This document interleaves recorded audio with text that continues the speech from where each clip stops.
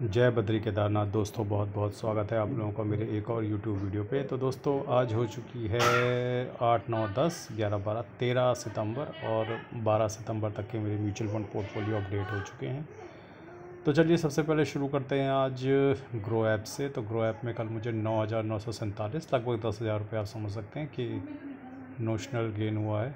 जो total return है इस पोर्टफोलियो में वो अब 39,763 रुपये हो चुका है।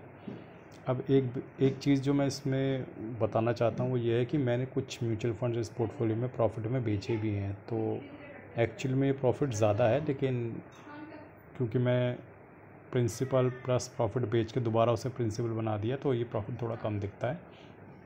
आप इसमें 15-20 हज़ार रुपये और जोड़ लेंगे तो उतना रिटर्न लगभग बन चुका है। और 27,47,000 इन्वेस्टेड वैल्यू है, 27,87,000 करंट वैल्यू है पोर्टफोलियो की।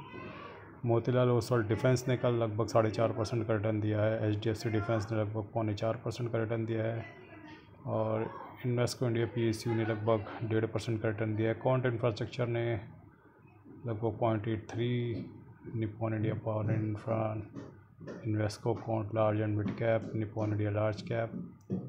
तो जितने ग्रीन में दिख रहे हैं उन्होंने कल पॉजिटिव रिटर्न दिया है, जैसा कि आप देख सकते हैं। और इसके बाद धीरे धीरे हम पहुंचते हैं अंत में। तो कुछ मिड कैप जो हैं वो कल परफॉर्म नहीं कर पाए क्योंकि मिड कैप इंडेक्स थोड़ा सा ही ऊपर था, तो वो उनके शेयर नहीं चले होंगे, इन्वेस्को के, HDFC के और मोतीलाल के, तो ये कल पॉजिटिव रिटर्न नहीं दे पाए।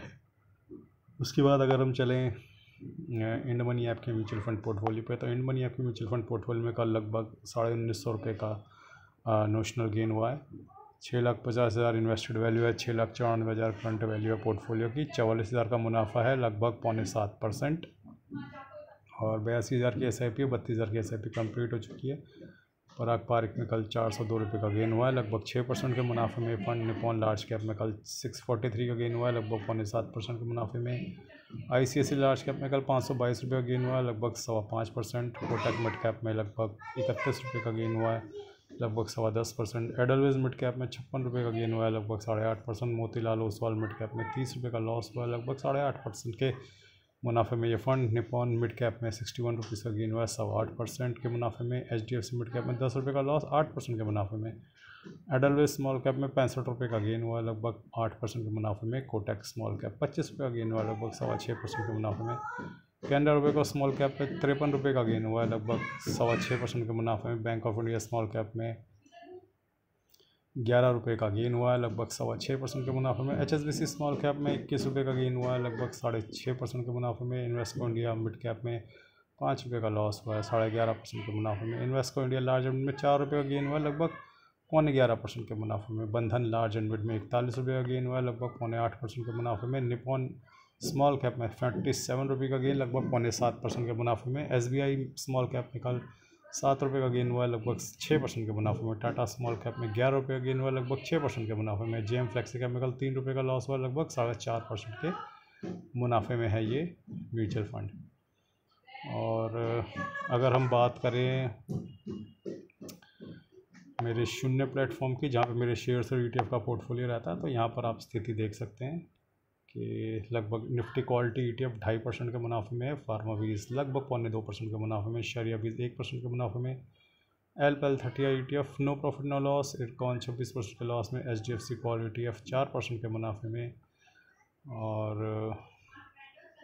डेवॉप बीज जो है 0.5% के नुकसान में। बैंक बीज 0.5% के मुनाफे में। IT बीज 6.25% के मुनाफा दिखा रहा है, लेकिन ये आई थिंक इसमें कुछ स्ट्रक्चरिंग चल रही है पोर्टफोलियो की, उसकी वजह से ये करेक्ट पिक्चर नहीं दिखा रहा है। लेकिन ये तो स्थिति है लगभग मेरे शेयर्स और ETF के पोर्टफोलियो की। आइए अब चलते हैं अपने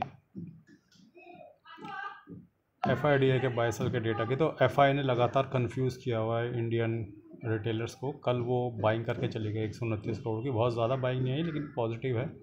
और 1500 करोड़ की DI ने बाइंग कर रखी है इसके अगेंस्ट। तो दोस्तों आई थिंक मार्केट में सारे सेंटिमेंट्स अब ट्रैक पर आ रहे हैं।